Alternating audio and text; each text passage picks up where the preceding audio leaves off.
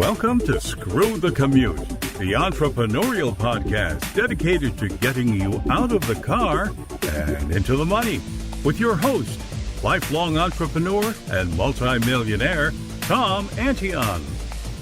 Hey everybody, it's Tom here with episode 775 of Screw the Commute podcast. I'm here with Christine Vartanian, and she is a woman of many talents. She was an engineer, an attorney, but her biggest accomplishment is being a great mom, and she's a fashion expert now, and she's going to, she also can set up to make you look really great on these Zoom calls and all these other things you're doing remotely. So we'll bring her on in a minute. Hope you didn't miss episode 773. That's another West Coast person, Richard Rosser, and we had a long conversation. He's a Hollywood guy. It has great stories of all the shows he's been an assistant director on, and he wrote a book called GPT Simplified, and had a blast on that call. That was 773, and anytime you want to go to a back episode, you go to screwthecommute.com and then / and then the episode number. His was 773. So make sure you follow me at Digital Multimillionaire on TikTok and pick up a copy of our automation ebook at screwthecommute.com/automate free. All right. Also, quick announcement. Our podcast app is in the App Store.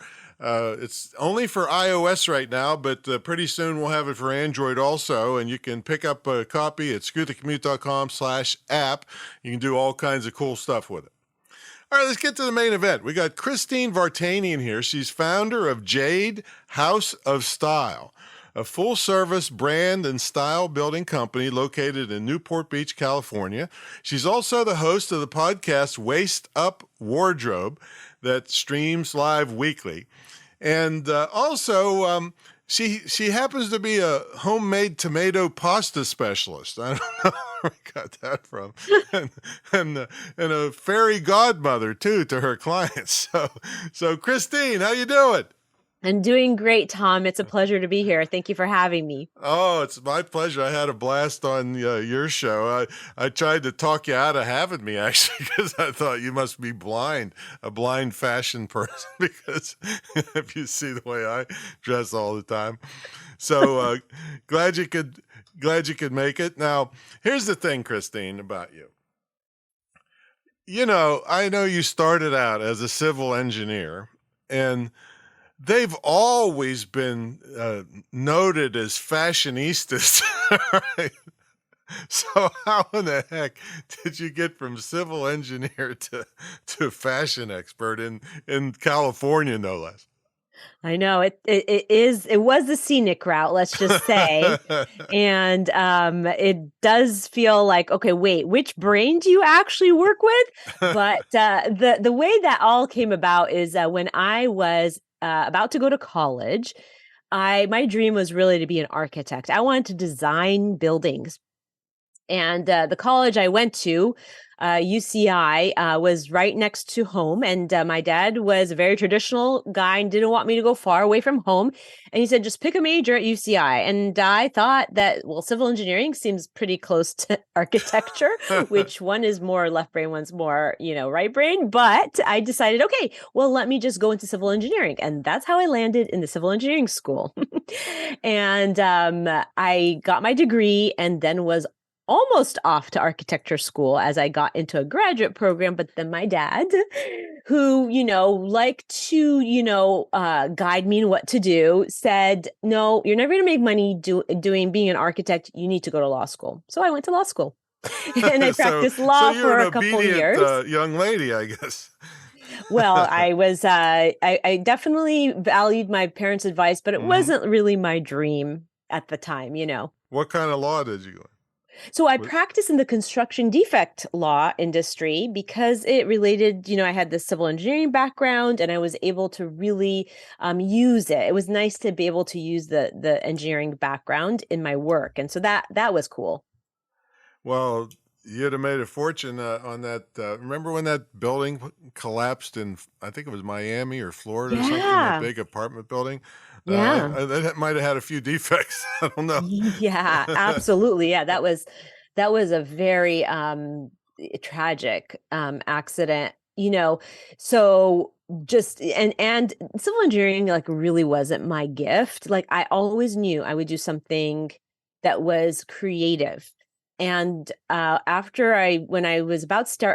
husband and I were about to start my family, we decided that I stay home with the kids to raise them. So I ended up staying home for 10 years to be a stay-at-home mom. Well, And that that's was the best creative. You job in the world. created 4 kids, right? So Yeah, and nurtured them and hmm and raised them up, which is, I feel like is such a undervalued Right. job, you know.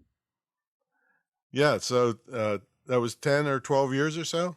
Yeah, and so I'm trying to kind of get you through. I'm taking you through the entire scenic route. I hope it's not too scenic and No, not I too like much. it. I Okay. like it, but what I'd like to know is, a woman as smart as you and able to be a civil engineer and an attorney, um, being a stay-at-home mom, you're what did you do to keep your mind sharp Uh-huh. from changing diapers, which is not that hard, I guess. I I don't did know. one I in my thought whole life, so like maybe it is hard. moms would argue that that's probably harder than anything else. Right. Actually, well, here's the thing. I believe that when you educate a woman, you educate an entire family. You educate hmm a lot of different people. When you educate a man, you educate a man, and that's really important. But a woman has a way of creating a ripple effect. hmm So I used to get this question all the time. It's like, wow, all the education, you're staying at home. Well, I wasn't staying at home eating bonbons. I was That's I was at home really molding my children every single step of the way. And I look at my kids today, who my oldest is 22, my youngest is 12. And though I still have some years to go in raising them, I look at them and really what I get to do is I get to stand back and admire my work.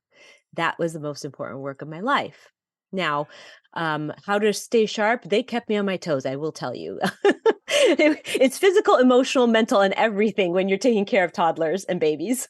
well. Speaking of bonbons, you got number 2 in Miss Health and Fitness, just eked out by somebody else. I don't know who, but a lot of mothers with 4 kids just let themselves go. How did you decide to keep your physical health up?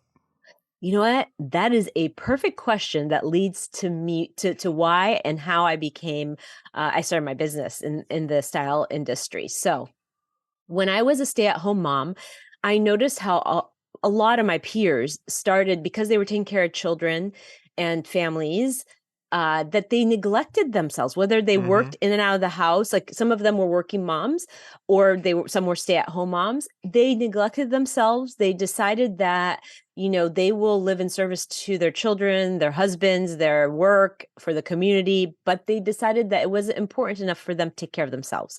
And I was like, no, no, ladies, you can do all those things, but you have to take care of yourself first because you are the source of all of it. You are the source. If you can anchor yourself in health and wellness and taking care of yourself, then everybody else around you will be happier for it and you will be happier too.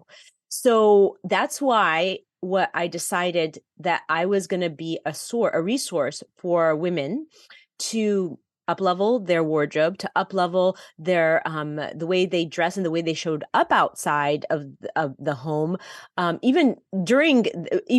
they are at home, to show up with their best foot forward so that they can elevate their emotional vibration. Because when you get dressed up, your emotional vibration is instantly elevated. You feel great about yourself. I And mean, it sounds so like the old cliche of the put your oxygen mask on first. yeah, exactly. That is exactly the perfect metaphor for it. You take care of yourself so that you are capable of filling everybody else's cup. So, do you get dressed up for you work out of your home, right? I do. Do you get dressed up as if you're going to work every day? Absolutely. Wow. Absolutely. Especially when I'm on camera, of course, right? Because Oh, yeah, I of have to course. put my Yeah. best face forward. Yeah, And but that you is only something. have to dress half of yourself, don't you? Yeah, waist up, but I actually do dress fully at the That's time. why it's called Waist Up Wardrobe is your podcast, right? Exactly. Now You you have got more than one podcast because I've seen a couple different things out there. for me. Yeah, once I looked for Waist Up and it came with Event Up. Was that you also? No, that is not Okay. me. I am strictly my podcast is strictly Waist Up Wardrobe. Waist Up And Wardrobe. the overarching business that encompasses Waist Up Wardrobe, because I have multiple offers that I do and multiple things I do for my clients, is the Jade House of Style. It's the house that houses everything you need to know for your brand, even everything you need to have for your brand. Okay, good. I cleared that up. Now, I want to get to know you a little bit more. You lived in Egypt, it says, most of your childhood. That's correct. Who lives in Egypt most of their childhood except the Egyptians? were you an army brat or what? No, my father was Egyptian, my mother's Armenian.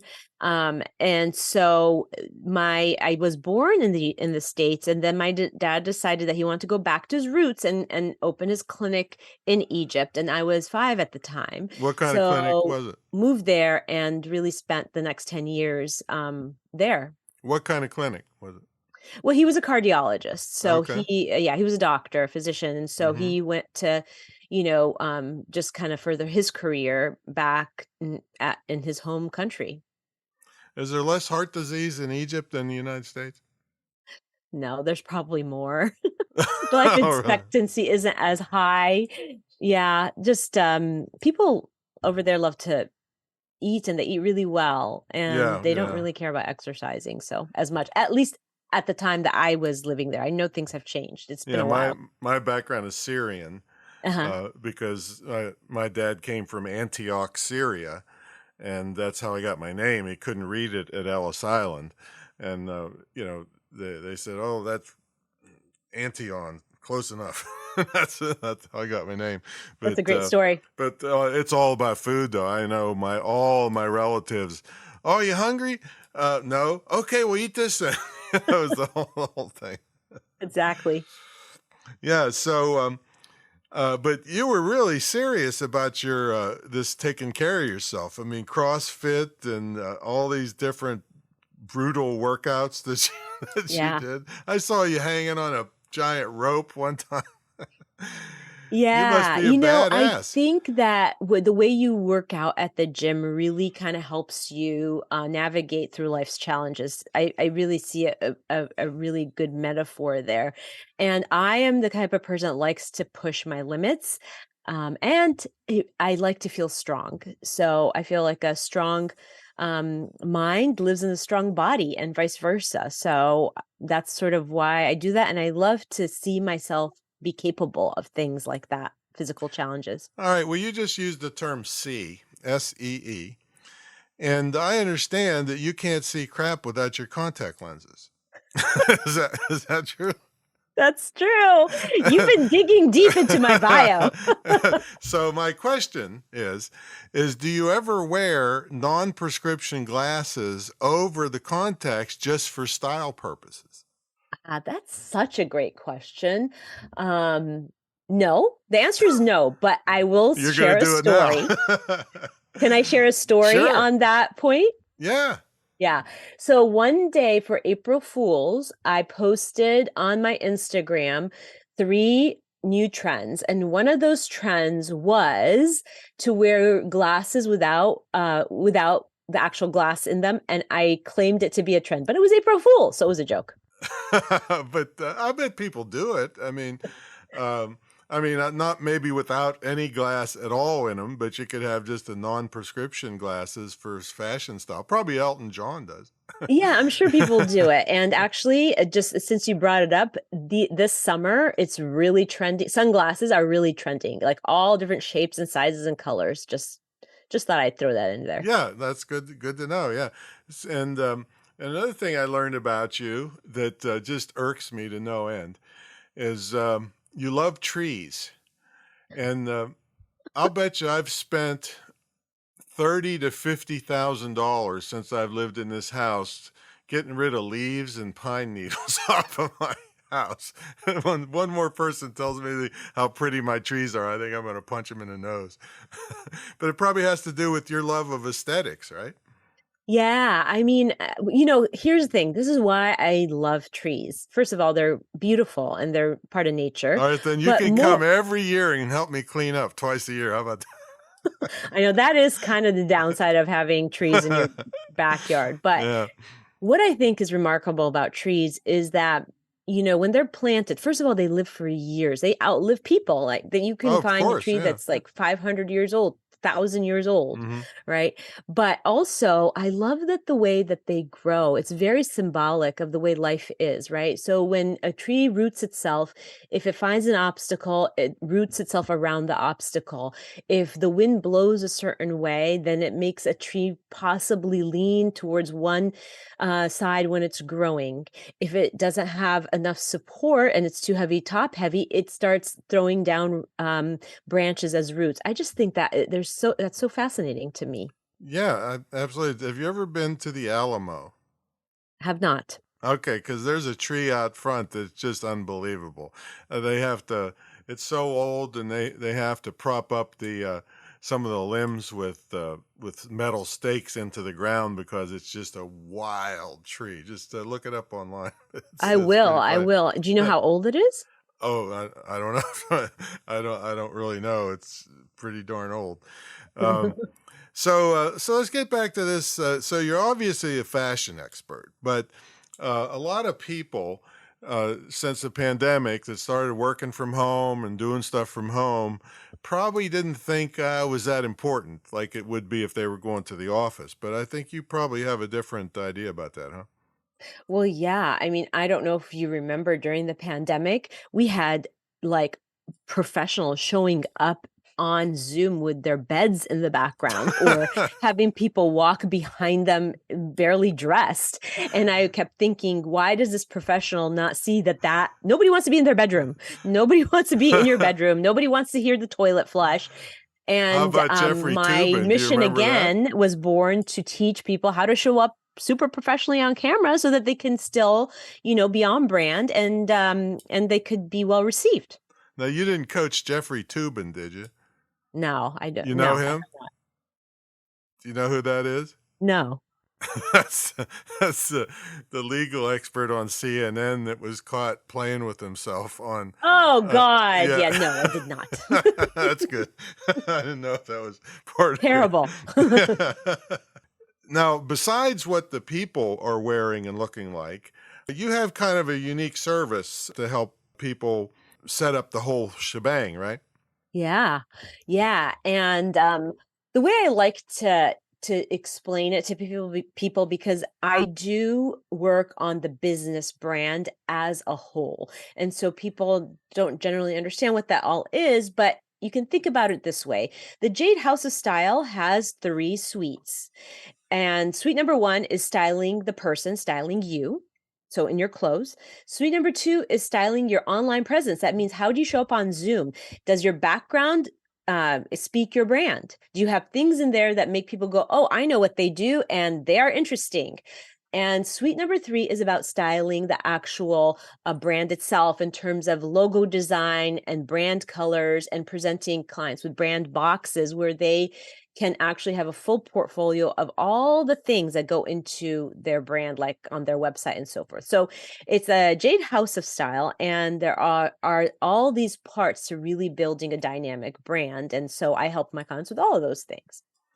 Give us some examples of, and you could do this remotely. Yes, I actually That's even better, 95% of my right? clients are remote, are all over the country. Yeah. Yeah, so you can look at their background. I think you called it set design. Was that what you call it? Correct, correct. Yeah. And that has been such a tool, a great tool for my clients. So, if you want me to elaborate, I can do Yeah, that please. now. Yeah. So, Set Designs was born as an offer when I started the Waist Up Wardrobe podcast because people want to learn how to show up, how to design their background when they're on camera. So, I started designing on brand sets for my clients, that means we place in the background, we created sort of dimension, we placed things that were on brand for them. We you incorporated brand colors and their personality, and really it is very customizable. I even have created dual sets where people, can have like dual set in the background where they can cover up one side of it and have one set and then cover up the other side Mm-hmm. and have a totally different set. Oh, that's great. Yeah. We've done some remarkable things with that and people love it. What I can't stand is these electronic backgrounds. Oh, me too. That's why I There's, was like, no, no, no, no. It's so weird and you get keyed out and you're yeah, yeah. moving. And tell them what keyed out means. I mean, that drives me crazy. Yeah. Well, what that means is like if you have a color on or your hair color, something on you is the same as your background, it's probably going to show up as like a black hole. And also you notice the movement sometimes creates these gaps and weird images, like weird parts of the Yeah, they're called screen. artifacts. Yeah, Yeah. and the wispy hair, wispy blonde hair, and can really just looks Yeah. terrible. Yeah. So I'm so thrilled that you're doing this because all that people need to do is set up something nice in the background, and it could. I mean, mine. I think if you recall, I had a baby in the background that brought up a whole story about my dad's travel from Syria. Yeah. So it can stimulate a lot of conversation, but. Most people they throw that electric. Hey, did you see that lawyer that was doing that deposition and he had a cat filter on him? Did you see that? He had a cat. What? He had a cat filter on the Zoom. Oh, yeah, yeah, I did see that. Yeah. Yes, yes, I did see that. Yeah. People get a little bit funny with that stuff. Yeah. And then there was this guy on the BBC. His little toddler came through the door of his Yes. room. Yes. There's so many. Well, worse than that, at the very beginning of the pandemic, there was some kind of diplomat like from South America who showed up on camera without a bra. Like it was like full. And I was like, what is going on? She didn't realize, I guess she was on camera. I And guess that, not. yeah. Or maybe she Yeah. did. I don't know. Yeah, maybe she, maybe she did. Yeah, so that I love that idea of the dual sets, where just with a slight camera change or angle or covering up one side, you can have more than one set for more than one purpose. Because I have multiple businesses and never even bothered doing that, but that's a great idea. Have you written a book? Are you thinking about doing a book on this It's topic? it's coming, Tom. It's coming. You got the name? Yeah. I yeah, I haven't written my book yet, but you know, part of the reason I hadn't written it yet is because I couldn't decide if I wanted to compile a bunch of stories of my clients and the Mm-hmm. transformations, or if I wanted to do sort of a guide, like a style guide, and or do something that was a hybrid, like Right. both, you know? Yeah. Uh, And so I am still noodling on that, but it's coming. well, here's And the another other thing idea. is like I want to have, because my business, I really hold it out to be a luxury business, super custom. I'm not like your Trunk Club or your Stitch Fix. This is a super custom way of managing people's brand through their wardrobe or their online presence or whatnot. And I wanted to have sort of a limited edition, like just 50 copies that were really well made, and were kind of like an exclusive, pretty looking book, to market, instead of sort of doing the, I don't know, 500 copies and mass produce it. But I still haven't decided. So that's the holdup.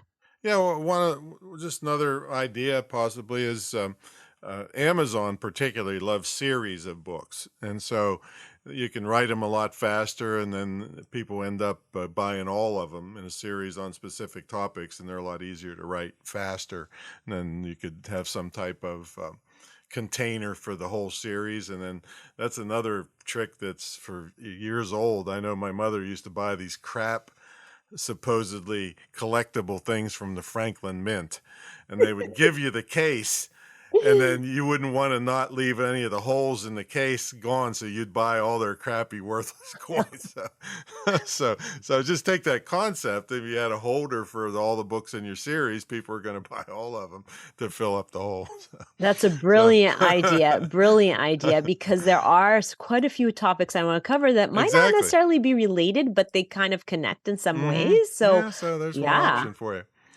All right, so we've got to take a brief sponsor break. When we come back, we're going to ask Christine what's a typical day look like for her and how she stays motivated. How about that? So, folks, about, 25 years or so ago, I kind of turned the internet marketing guru world on its head, in that people at my level were charging 50 or 100 grand up front to teach them what they knew about online and digital marketing. It wasn't even that digital back in those days. And I said, nah, it's too risky. You give those people 50, 100 grand, you'd never see them again. And it's too much to ask for a small business to put up that kind of money up front. So I said, I'm going to turn this upside down. So I asked them to put in about a 10% deposit to get in my program. And then for me to get my 50,000, you had to net 200,000, because I tied my success to your success. So people kind of love this, and 1,800 students later, that program's still going strong. It's the longest running, most unique, most successful program ever in the field of internet and digital marketing. We have this big retreat center in Virginia Beach where you spend an immersion weekend. You also get a scholarship to our school. It's the only licensed dedicated internet marketing school in the country. This one guy had spent $80,000 on a crap education for his daughter, and she was working a crappy job, and he gifted the school to her. He was in my mentor program, and he gifted the school scholarship to her. And within 4 months, she was up to $6,000 a month, quit her crappy job, and started a big internet agency. So it's very, very powerful in-demand skills rather than 4 years of getting indoctrinated and learn how to protest. So check it out, greatinternetmarketingtraining.com. And the school is the Internet Marketing Training Center of Virginia. It's distance learning, so it's imtcva.org. All right, let's get back to the main event. We got Christine Vartanian here. She is the fairy godmother to her clients. I saw that online. Tell them that's how they feel after you get a hold of them, right? Yeah. They people ask me all the time, who are you to your clients? I say, I think I'm their fairy godmother. And they feel like $1 million, right? That's right. That's Yeah. the idea and the goal always. All right. So what's a typical day look like for you? Oh, okay. So a day in the life. Okay. Mm-hmm. So I have a routine in the morning, like a lot of entrepreneurs. I Right. like to start my day with a routine because it gets me anchored, and I feel kind of accomplished in the morning when I do it. And really my routine is a bunch of small, simple things plus some more complicated or longer things that take a little longer. But I have it listed on my calendar every single day, and I get to check it off, which is another really great thing to do because you feel kind of accomplished. So the first thing I do in the morning is I connect with each of my children. The ones that are at home, I don't, but like when the ones that are in college, I always will say good morning to them, or just kind of let them know I'm here and just connect with them very, very basically. I also then, it's really important to me to check in on my bank accounts in the morning. It literally takes 5 minutes, but it makes me really kind of understand my financial profile on a daily basis, and helps me not have anything slip through the cracks. So I do that. And then I have this thing that I'm doing. I am creating a whole handwritten copy of the Holy Bible that's handwritten Wow. by me. So I take time in the morning Yikes. to work on that. And I have a book that I'm always reading. So I'll read a little bit my book, go for my workout, and then I'll come back to take on the day. But that's Now, my what time did you morning get up? routine. What time did you get up? I usually get up. I'm up by 6 o'clock in the morning. Sometimes I Mm-hmm. get up a little earlier. Like today, I was up at 5:30. But yeah, Because you were 6 o'clock so usually. excited about this podcast. That's probably why. Well, yeah, today especially I was up at 5:30, but I am excited about when my feet hit the ground. I'm really excited about what I'll get to accomplish and what the day will bring. I'm just kind of a person that loves to find joy Mm-hmm. in everything, really, even in challenges sometimes. Beautiful. So, what kind of things do you eat? I know you're Miss Fitness. Oh yeah, I'm very particular with my diet actually. Okay, so I have a morning routine where I drink coffee in the morning with almond milk, and Mm-hmm. it's 2 shots of espresso and almond milk plus 2 eggs, and that's it for breakfast. Then for lunch, I usually have some protein, whether it's tuna or salmon, with a little bit of salad. And then I will have a snack in the middle of the day after that. And then at nighttime, I always have like a big serving of protein, like either a steak or salmon or something like that, with a huge serving of a vegetable like broccoli. I love broccoli. I love every vegetable actually. So yeah, that's about it. Wow, that's like a bird. So you don't Well, eat a I lot, do you? try Uh-huh. well, I have a very heavy protein diet. Mm-hmm. I do eat some carbs, but not a lot. I really Mm-hmm. after I turned 40, I was like, I gotta get rid of some of my carbs." Although I do sometimes feel like I need it if I'm, like, working out extra or something like that, so I'll cheat with that, but other than that, I pretty much stick to my diet.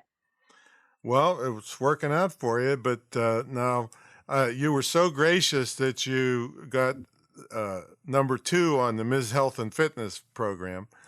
So you're going to do it again next year? I'm thinking about it. Why not? I mean, I came pretty close. So, Mm-hmm. yeah. And it was a big prize at the end. It's like a $20,000 prize plus a cover for Miss Mm. Fitness magazine. So, but Wow.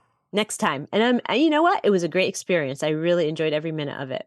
So second, anything but first didn't get anything? Right. It's just first that Oh, gets the well, prize. there we go. No participation trophies with them, I guess. Yeah, who wants a participation Yeah. trophy? It's so funny. I ran a 5K 2 weekends ago, and my youngest son, all my kids are really competitive with me. Mhm. They'll like drop down and give me 20 push-ups. and and my youngest son, I came in third in my age group, and he was like, "It doesn't count if it's not first, Mama." I'm like, "Yeah, it does." That's good, good, good. They're gonna really be something in life. So you have some stuff for some deals for them and some something giveaways, right? Yeah. What do you So got? here's the thing. As we discussed earlier on the show, one of the things that my clients really love to get lined up with their brand is their set. So the set design has been a really big thing in my business. People want to have a set that is on brand, that is designed and styled, and really that expresses their brand like a billboard, right? They have Mm-hmm. this opportunity to talk about their brand without even saying a word, just by visual.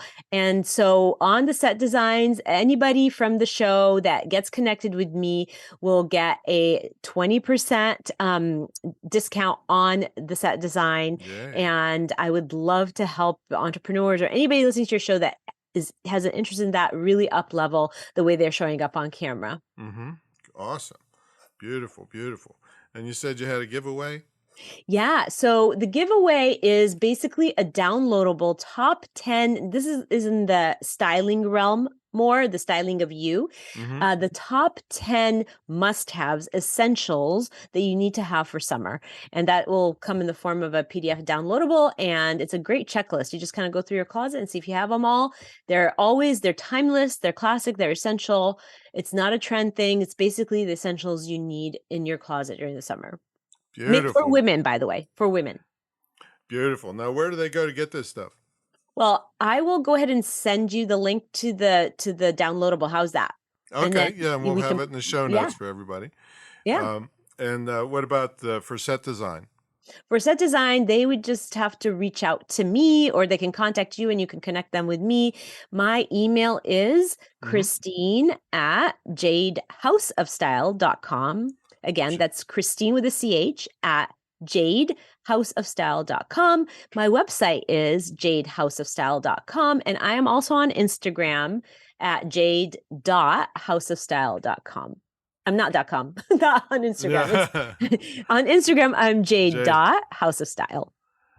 Did somebody else get the Jade House of Style? No, I have that, but the dot is important to me because that's sort of the prefix I use for a lot of different things. Got it. Well, thanks so much for coming on. It's been a blast, and it's a really, really important service for people that want to up their game, because there's just so much garbage out there. Now, if you want to go viral, accidentally, be naked, but other than that, it doesn't add to your credibility so much. So, set design and top 10 must-haves for summer. Christine, thanks so much for coming on. Thank you for having me, Tom. It's always a pleasure. Okie dokie, folks. We will catch y'all in the next episode. See you later.